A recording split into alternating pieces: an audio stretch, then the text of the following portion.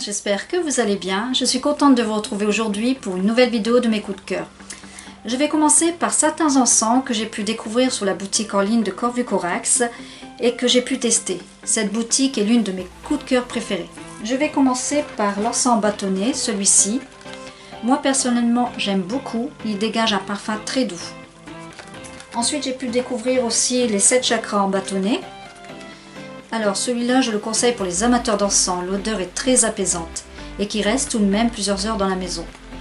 Il a été fabriqué à partir d'huile essentielle naturelle et cet encens permet aussi l'ouverture des chakras et vous pouvez aussi l'utiliser également pour les séances de méditation.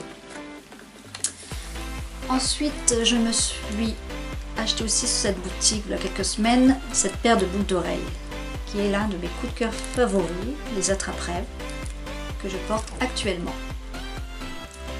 Alors ensuite je vais vous parler d'un autre encens qui n'a rien à voir avec la boutique d'Emilie, c'est l'encens Opium.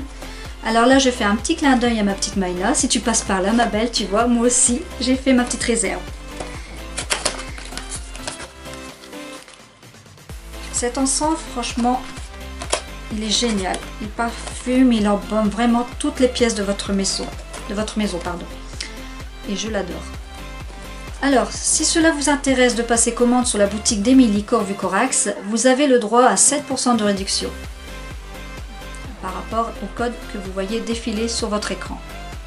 Alors, place maintenant la lithothérapie où je me suis encore acheté pas mal de pierres pour agrandir ma collection et j'ai craqué complètement sur cette lapis lazuli où je me suis procurée sur le marché de Belgique ainsi que toutes celles que je vais vous faire montrer. Donc elle ressemble à une planète Terre, elle est magnifique. Alors la lapis lazuli, si vous l'associez avec une magnétite, elle supprime les crampes. Si vous la placez aussi sur le chakra du troisième œil, elle fait tomber la fièvre et calmera les maux de tête. C'est une pierre aussi qui va développer vos facultés telles que la clairvoyance. Ensuite, je me suis pris la pierre de lune. C'est la pierre de la féminité qui développera notre activité spirituelle, particulièrement en lune descendante. Il faut éviter de la porter en pleine lune, en période de pleine lune, car son énergie sera trop forte, principalement pour les femmes. Ensuite, je me suis pris l'épidolite. C'est une pierre calmante. Elle sera conseillée pour tous les problèmes d'anxiété, d'angoisse, de dépression, de stress, si vous la placez sur le chakra du cœur. Pour éliminer les insomnies et éviter de ressasser les soucis, je vous conseille aussi d'en placer une sur le chakra du plexus.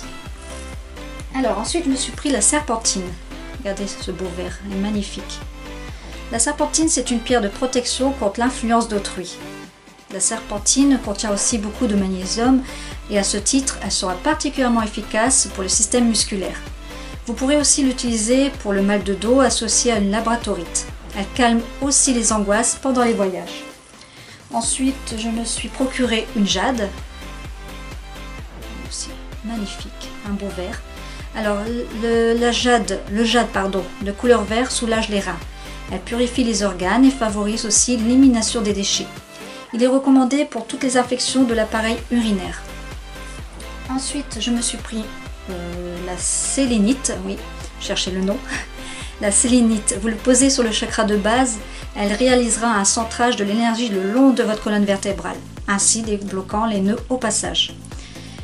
Pour toutes les pierres que je vous ai mentionnées, bien sûr, elles ont toutes d'autres vertus, mais je ne vais pas toutes les citer ici, sinon la vidéo va durer une éternité. Pour cela, je pense que je vous en parlerai dans une autre vidéo. Ah oui, par contre, j'ai oublié aussi, c'est la japs léopard. Elle est magnifique, une belle couleur. Alors ensuite, au niveau des jeux de cartes, je vais reparler de ce jeu car il fait partie de l'un de mes coups de cœur, c'est Sagesse des Royaumes Cachés de Colette Barreau-Red. J'ai fait aussi une revue pour ceux que ça intéresse de vous le procurer. Et voici le dernier arrivé à la maison, c'est Murmure de Ganesh. C'est en regardant l'une des vidéos du Hindi que j'ai pu voir sur la chaîne de Zaromatic, l'univers d'Indi. Elle présentait ses différents jeux de cartes et c'est là que j'ai pu découvrir qu'il était sorti en français. Au passage, Indy, je te fais un petit coucou si tu passes par là aussi et aux autres copinettes d'ailleurs. Alors ensuite j'ai pris 2 livres, dont l'un c'est celui-ci, dont c'est Plantes et encens de purification d'Arnaud Tolly, oui c'est ça. Alors j'ai commencé à lire le premier chapitre, mais je trouve que c'est un super livre qui traite bien le thème. Il est très complet, bien expliqué aussi.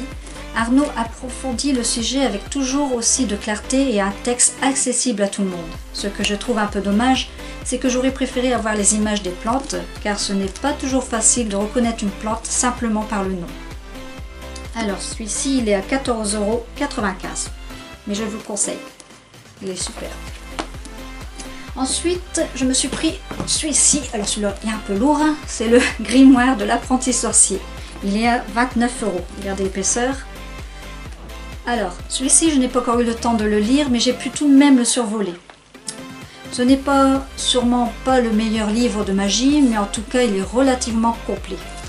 J'ai été tout de même surprise le fait qu'il ne parle pas que de magie. Il y a d'autres sujets sur les autorismes tels que la clairvoyance avec les cartes Alzheimer, donc je vais vous faire montrer.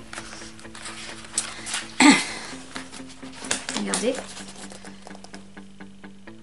Alors pour ceux qui s'intéresseraient de vous procurer le jeu de cartes Alzheimer, s'il est encore en vente, je vous le trouverai dans ce kit de voyance. Vous avez à l'intérieur donc le livret, le guide de la voyance avec le jeu qui est ici. Au début je m'en servais beaucoup de ce jeu, je l'utilisais au moins 3 fois par semaine et je peux vous dire que les résultats ils étaient assez satisfaisants.